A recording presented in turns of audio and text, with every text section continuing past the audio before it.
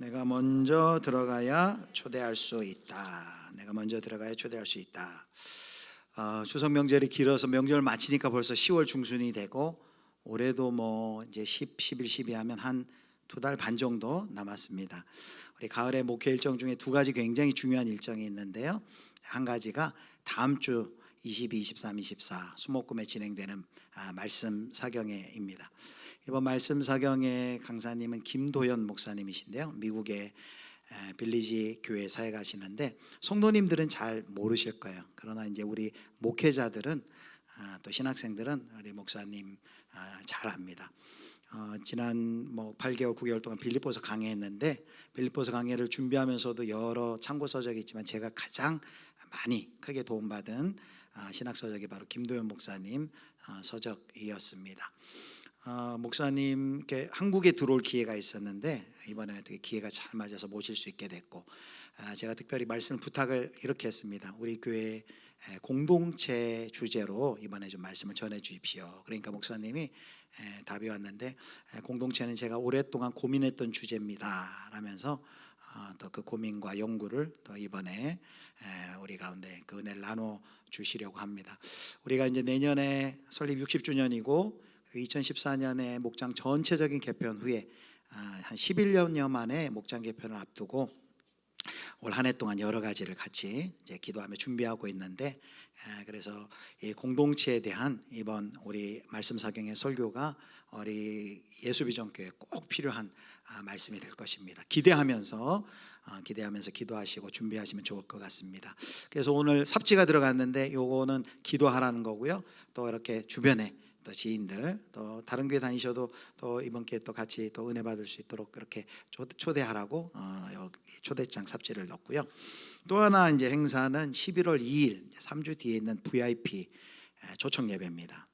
저희 교회는 1년에 한 번씩 우리 전도 대상자들을 초대해 가지고 다른 교회에서는 이제 태신자라고도 하고 우리 교회에서는 이제 VIP 매우 소중한 사람이라는 뜻의 VIP로 명명해서 이렇게 오랫동안 기도하며 준비하고 있죠.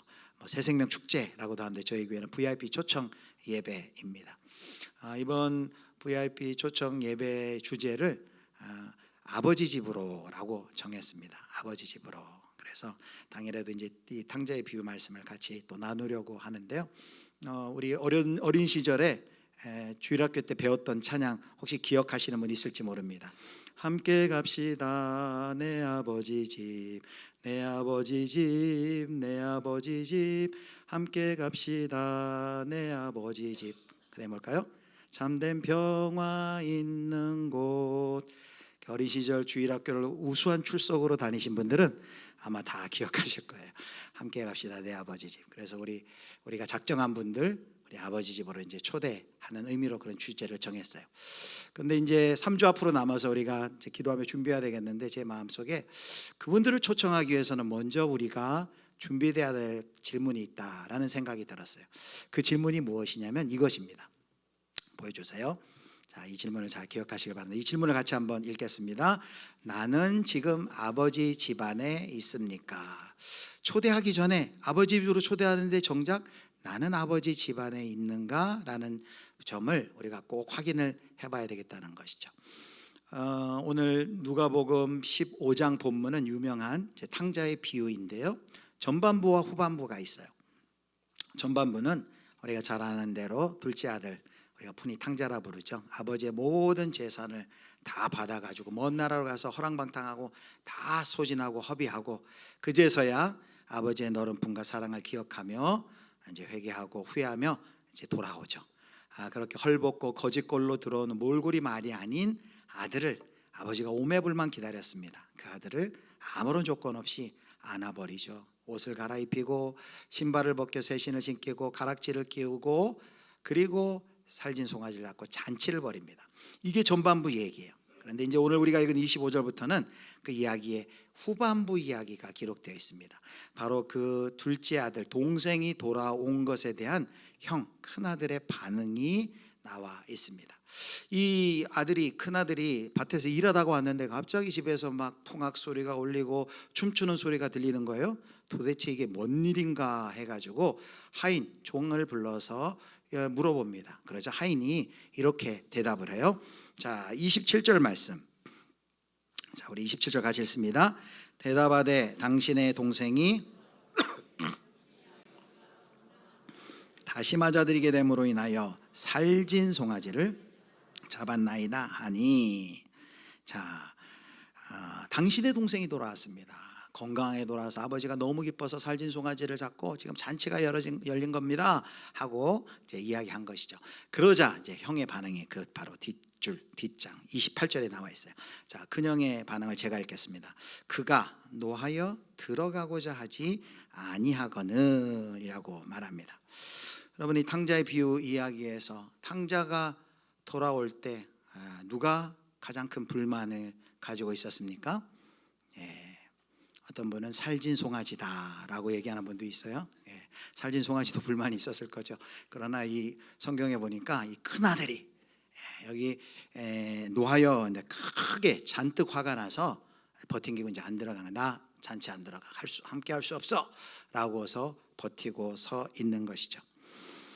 동생이 돌아온 것이 아버지에게는 기쁨이었는데 형에게는 전혀 기쁨이 아니고 오히려 분노와 불편함이었던 것이죠. 우리는 질문을 해봐야 됩니다. 도대체 왜 이 형은 이렇게 기뻐하지 아니하고 이렇게 화가 난 것일까? 우리가 한번 질문을 해봐야 됩니다. 아버지의 마음을 도무지 모른 것이죠. 아버지의 마음이 뭐였어요? 자격 없는 자가, 집 나간 아들이 돌아올 때 아무런 조건 없이 그를 품에 안고 사랑하고 기뻐하는 것이 아버지의 마음인데, 그 마음을 도무지 이 큰 형은 이해할 수가 없었던 것입니다. 도대체 왜 그런 걸까요? 아버지는 아무런 조건이 없었어요. 그래서 아버지가 나중에 한 말을 보면 이렇게 말합니다. 자, 32절을 볼까요?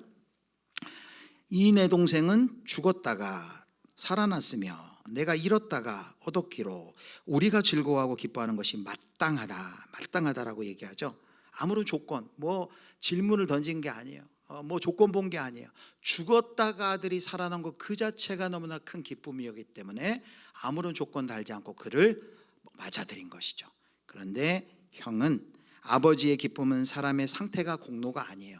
아버지의 기쁨은 관계에 있었죠. 관계의 회복에 있었어요. 근데 형은 그렇지 못했다는 거죠. 왜 이 형이 기쁨에 참여하지 못했을까요? 우리가 조금 더 이 부분을 좀 깊이 생각해 보려고 하는데요. 이렇게 우리가 좀 요약해 볼 수 있습니다. 첫 번째는 큰아들은 아버지와 사랑의 관계보다 성과, 보상의 계약 관계로 살았다라는 거예요. 자, 이걸 어떻게 알 수 있냐? 29절을 보면 알 수 있어요. 29절 보겠습니다. 29절, 우리 호산나 찬양대가 29절 읽겠습니다. 아버지께 대답하여 이르되 내게는 염소 새끼라도 주어 나와 내 벗으로 즐기게 하신 일이 없더니. 저기 뭐라 하냐면 내가 여러 해 아버지를 섬겨 명을 어김이었거늘. 여기 섬기다라는 말이 있어요. 공동 번역에는 이 섬겨를 이렇게 번역했어요. 아버지를 위해서 종이나 다름없이 일을 하며라고 말했습니다. 섬긴다는 말은 원어로 노예로 일했다라는 그런 뜻이 있어요. 지금 큰아들은 자기를 어떻게 생각하고 있어요? 나는 종처럼 내가 일했습니다 라고 말하고 있는 것이죠. 자신을 아버지의 아들이기보다는 종으로 자기 자신을 인식하고 있습니다. 여러분, 아들로 일한 게 아니라 종으로 일했어요. 종과 아들의 차이, 아들과 종의 차이가 뭘까요? 일할 때 아들로 일하는 것과 종으로 일하는 것의 차이가 뭘까요? 아들로서 일하는 것은 상속자로서 아버지와의 관계 속에서 일을 하는 것이죠. 그런데 종으로 일할 때 관심은 관계, 사랑 그런 거 관심이 없어요. 종으로 일하면 유일한 관심이 뭐예요? 보상입니다. 보상. 그래서 아버지와의 사랑의 관계 속에서 일하는 게 아니라 성과, 보상, 이런 계약 관계 속에서 이 아들이 일했다는 것을 알 수 있습니다. 우리도 하나님과의 관계 속에서 큰아들과 같은 생각으로 신앙생활을 할 수가 있어요. 아들이 아니라 일꾼으로, 종으로, 하나님이 마땅히 나에게 이걸 해줘야 됩니다 라는 보상, 어떤 계약 관계로 하나님에게는 별로 관심이 없어요. 하나님의 얼굴 표정, 미소, 그분과의 대화, 친분, 친교, 사랑 관심 없고 오로지 하나님의 손에 뭐가 들려져 있어서 나에게 줄까라는 보상에만 관심이 있는 모습, 바로 이 둘째 아들의 모습인 것이죠. 사랑의 관계가 아닌 보상의 관계, 성과의 관계였다.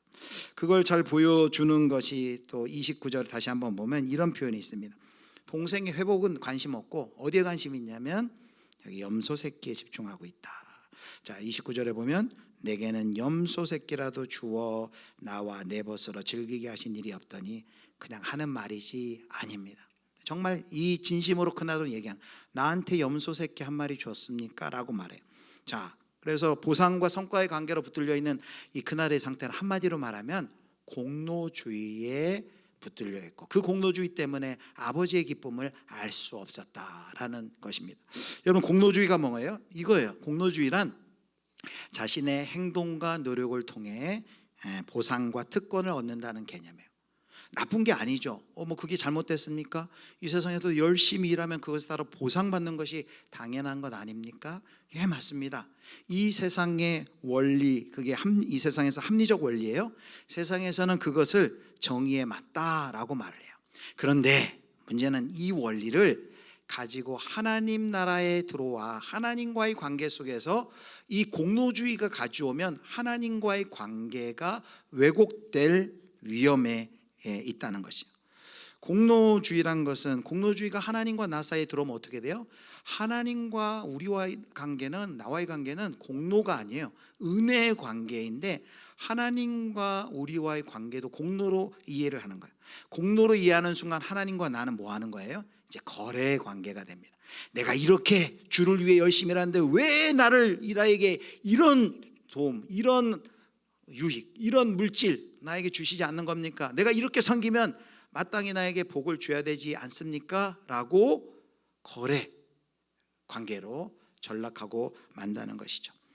이렇게 되면 우리는 아버지를 사랑하는 자가 아니라 어떻게 되면 이제 아버지의 손만 바라보는 거예요.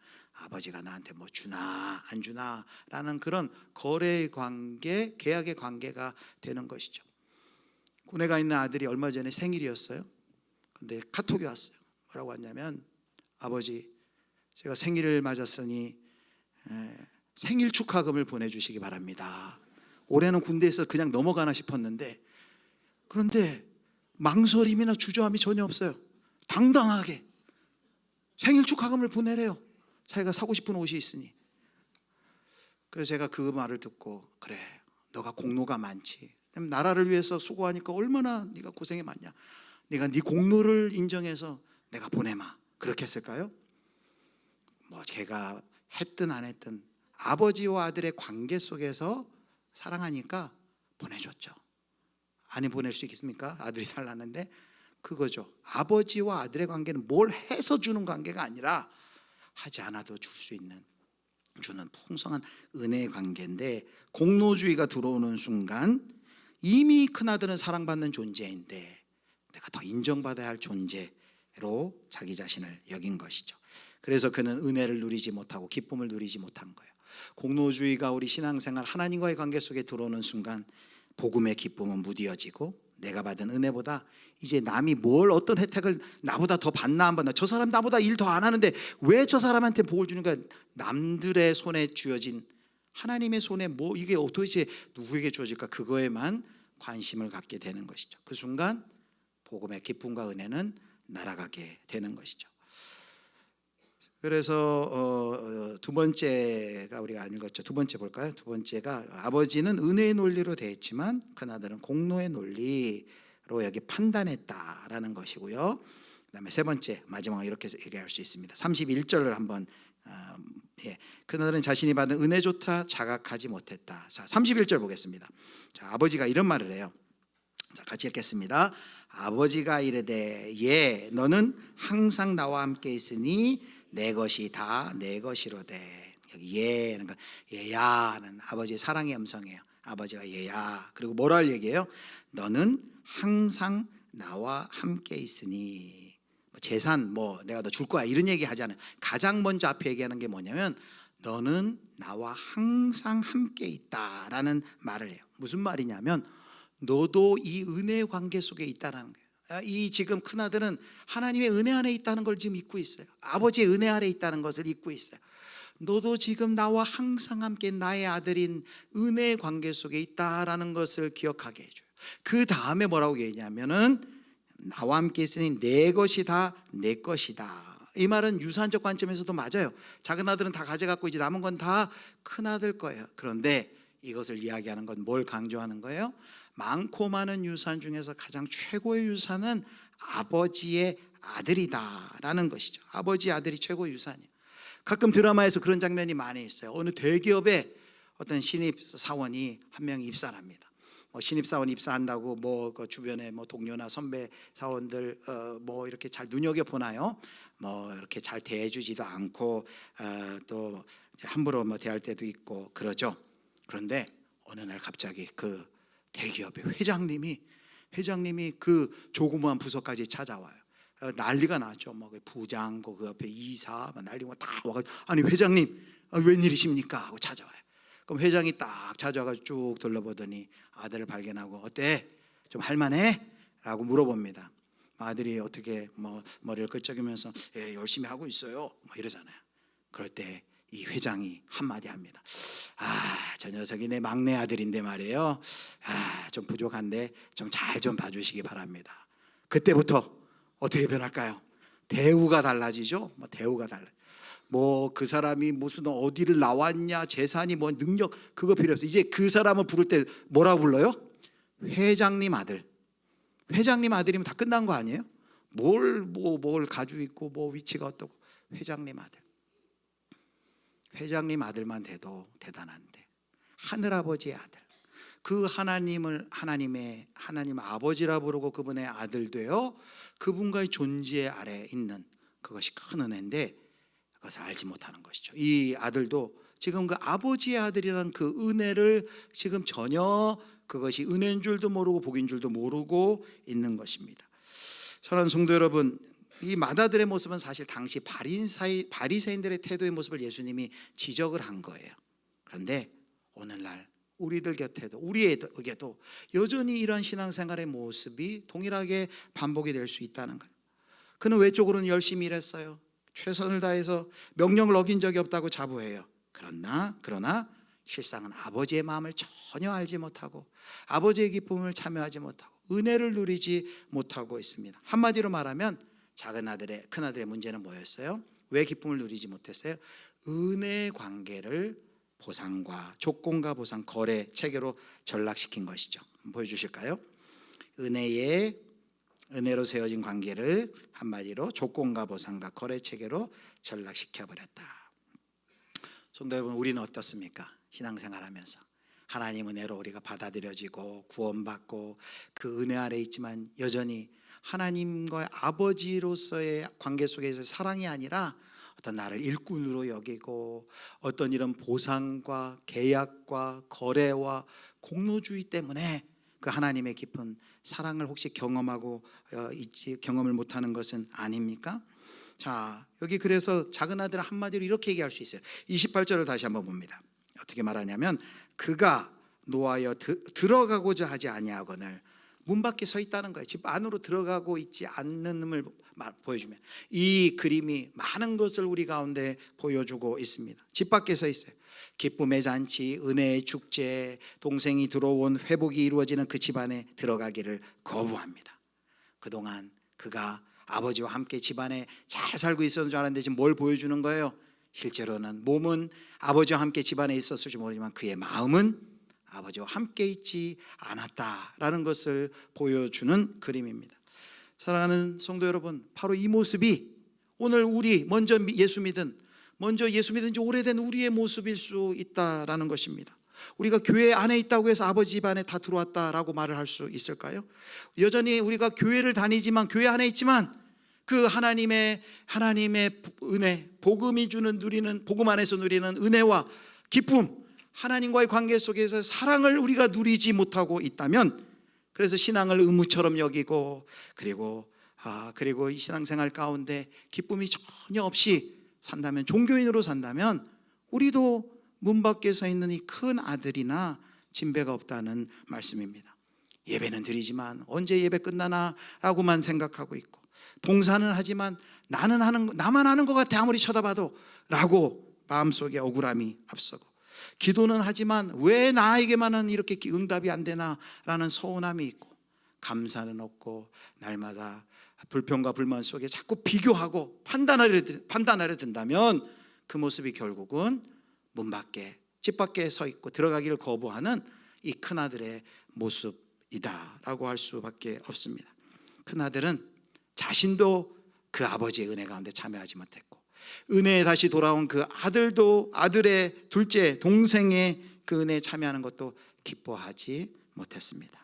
이것이 바로 복음의 기쁨을 누리지 못하는 성도의 모습이고, 신앙생활을 오래 할수록 우리도 그래서 우리 이 탕자를 뭐라 그래요? 둘째는 집 밖의 탕자라 그러고, 그리고 첫째를 큰아들 뭐라 그럽니까?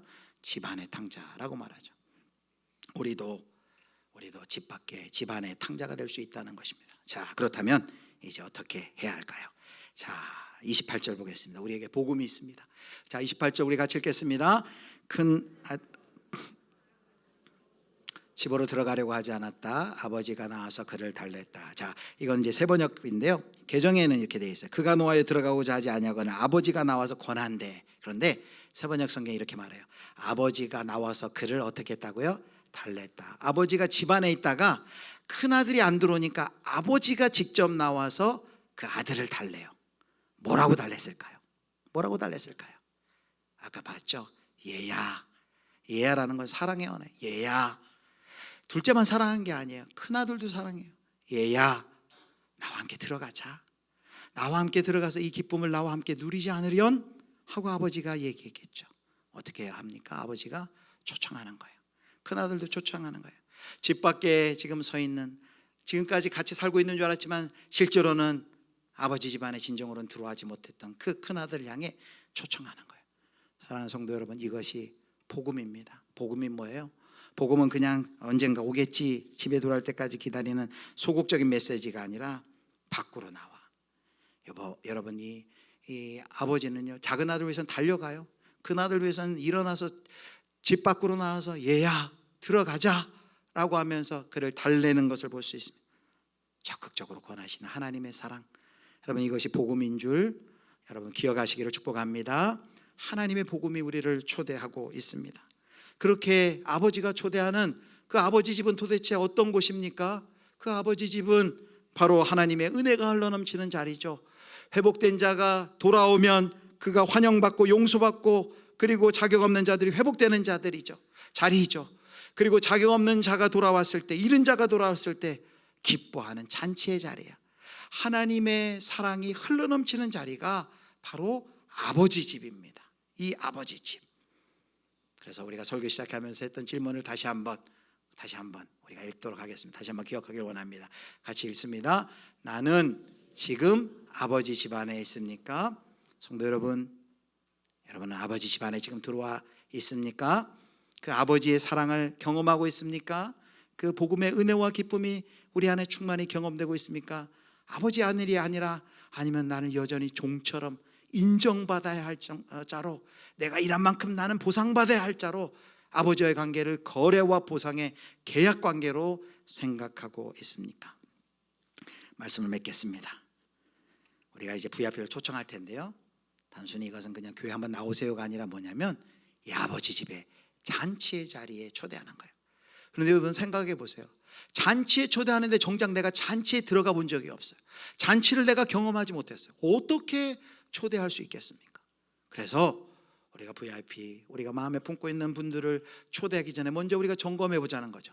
정말 나는 이 아버지 집 안에 있고 그 사랑과 은혜와 기쁨을 내가 누리고 있는지, 그때 비로소 우리는 보면서 뭘 받았나 안 받았나 판단자가 아니라 진정으로 우리가 신실한 초청자로서 우리 사랑하는 이들을 초대할 수 있다라는 것입니다. 공로의 옷을 입고 벗고 은혜의 옷을 입으시길 바랍니다. 우리 옆에 분에게 이렇게 한번 이야기를 해봅시다. 옆에 계신 분에게 아버지 집으로 함께 갑시다. 아버지 집으로 함께 갑시다. 아버지 집으로. 우리가 먼저 아버지 집으로 들어가고, 그리고 아직 아버지 집에 못 온 우리의 집 밖에 나가 있는 우리의 둘째 아들들 이제 우리가 초대할 것입니다. 우리 사랑하는 우리 예수비전교회 모든 성도 여러분, 우리가 신앙생활을 오래 하면서 우리도 모르는 사이에 집 밖에서 서성일 수 있어요. 집 밖에 집안의 탕자가 될 수 있습니다. 오늘 이 말씀을 통해 다시 한번 우리는 진정 아버지 집안에 들어있는 자인지를 확인하고, 밖에 있다면 우리 아버지가 초대하세요. 빨리 들어가자. 빨리 우리 기쁨을 같이 누리자. 집 안으로 들어가 아버지의 아들로서 아버지가 주시는 풍성한 사랑과 은혜와 기쁨을 누리시고, 이제는 판단자가 아니라 그 사랑을 경험하고 이제 그 사랑의 초청자로 서시는 저와 여러분 되시기를 주님의 이름으로 축원합니다.